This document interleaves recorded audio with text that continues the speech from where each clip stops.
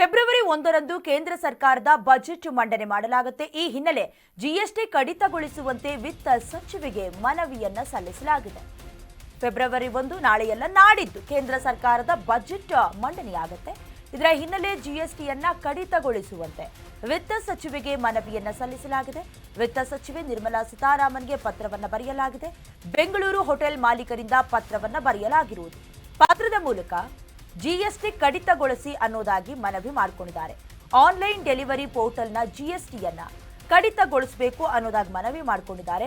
ಕಟ್ಟಡ ಬಾಡಿಗೆಗಳ ಜಿಎಸ್ಟಿಯನ್ನ ಕೂಡ ಇಳಿಸಬೇಕು ಅನ್ನೋದಾಗಿ ಕೂಡ ಮನವಿಯಲ್ಲಿ ಉಲ್ಲೇಖ ಮಾಡಿದ್ದಾರೆ. ಈಗ ಫೆಬ್ರವರಿ 1 ನಾಳೆಯಲ್ಲ ನಾಡಿದ್ದು ಕೇಂದ್ರ ಸರ್ಕಾರದ ಬಜೆಟ್ ಮಂಡನೆಯಾಗುತ್ತೆ. ಈಗಾಗಲೇ ಸ್ಲ್ಯಾಬ್ಗಳ ಮೂಲಕ ಜನರಿಗೆ ಬರೆ ಹಾಕುವ ಕೆಲಸವನ್ನ ಮಾಡಲಾಗಿದೆ ಅಂತ ಅಂದ್ರೆ ಕೆಲವೊಂದಷ್ಟು ವಸ್ತುಗಳಿಗೆ ಸಂಬಂಧಪಟ್ಟಂತೆ ಈಗ ಹೋಟೆಲ್ಗಳ ಮೇಲೂ ಕೂಡ ಭಾರಿ ಹೊರೆಯನ್ನ ಏರಲಾಗಿತ್ತು. ಜಿಎಸ್ಟಿ ಅನ್ನುವಂತ ಭೂತ ಒಂದು ಕಡೆ GST goods and service tax ಅನ್ನೋದಕ್ಕಿಂತ ಗುಡ್ಸೋದು ಸಾರಿಸೋದು ತೊಳೆಯೋದು ಅನ್ನೋದಾಗಿ ಕೂಡ ಟ್ರೋಲ್ ಕೂಡ ಆಗ್ತಾ ಇದೆ ಈ ವಿಚಾರವಾಗಿ. ಹಾಗಾಗಿ ಪತ್ರದ ಮೂಲಕ ಜಿಎಸ್ಟಿಯನ್ನ ಕಡಿತಗೊಳಿಸಿ ಅಂತ ಹೋಟೆಲ್ ಮಾಲೀಕರು ಪತ್ರವನ್ನ ಬರ್ದಿರೋದು ಜೊತೆಗೆ ಆನ್ಲೈನ್ ನಲ್ಲಿ ಫುಡ್ ಡೆಲಿವರಿ ಎಲ್ಲ ಇರುತ್ತಲ್ಲ ಈ ಪೋರ್ಟಲ್ನ ಜಿಎಸ್ಟಿಯನ್ನ ಕೂಡ ಕಡಿತಗೊಳಿಸಬೇಕು, ಕಟ್ಟಡ ಬಾಡಿಗೆಗಳ ಜಿಎಸ್ಟಿಯನ್ನ ಕೂಡ ಇಳಿಸಬೇಕು ಅನ್ನೋದಾಗಿ ಮನವಿಯನ್ನ ಮಾಡ್ಕೊಂಡಿದ್ದಾರೆ. ಯಾವ ರೀತಿ ಕನ್ಸಿಡರ್ ಮಾಡ್ತಾರೆ, ಬಜೆಟ್ ನಲ್ಲಿ ನಿಜಕ್ಕೂ ಕೂಡ ಸಿಹಿ ಸುದ್ದಿ ಕೊಡ್ತಾರಾ ಅನ್ನೋದನ್ನ ಕಾದು ನೋಡಬೇಕು.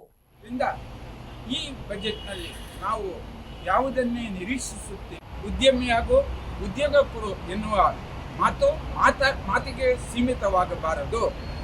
ಬಹಳಷ್ಟು ತೆರಿಗೆ ಮೇಲೆ ತೆರಿಗೆಯನ್ನು ಹಾಗೂ ಕಾನೂನಿನ ಹೊರೆಯನ್ನು ಉದ್ಯಮಿಗಳ ಮೇಲೆ ಹಾಕಿರುವುದರಿಂದ ಈ ಬಜೆಟ್ನಲ್ಲಿ ನಾವು ಯಾವುದನ್ನೇ ನಿರೀಕ್ಷಿಸುತ್ತಿಲ್ಲ. ಕನಿಷ್ಠ ಹಲವಾರು ಇಲಾಖೆಗಳಿಂದ ನಮಗೆ ತೊಂದರೆಗಳಾಗದಿದ್ದರೆ ಅದುವೇ ಸಾಕು ಎನ್ನುವುದು ನಮ್ಮ ಮನವಿ. 24/7 ಪರ್ಮಿಷನ್ ಬಜೆಟ್ ಅಧಿವೇಶನದಲ್ಲಿ ಕೊಟ್ಟಿದ್ದರೂ ಇಂದಿನವರೆಗೆ ಜಾರಿಯಾಗದಿರುವುದು ಬಹುದೊಡ್ಡ ನಮಗೆ ಬೇಸರವಾಗಿರುತ್ತದೆ. ಎಲ್ಲ ಕಾರಣಗಳಿಂದ ನಮಗೆ ಹೆಚ್ಚಿನ ನಿರೀಕ್ಷೆ ಇಲ್ಲ. ಉದ್ಯಮಿ ಹಾಗೂ ಉದ್ಯೋಗಪರು ಎನ್ನುವ ಮಾತಿಗೆ ಸೀಮಿತವಾಗಬಾರದು.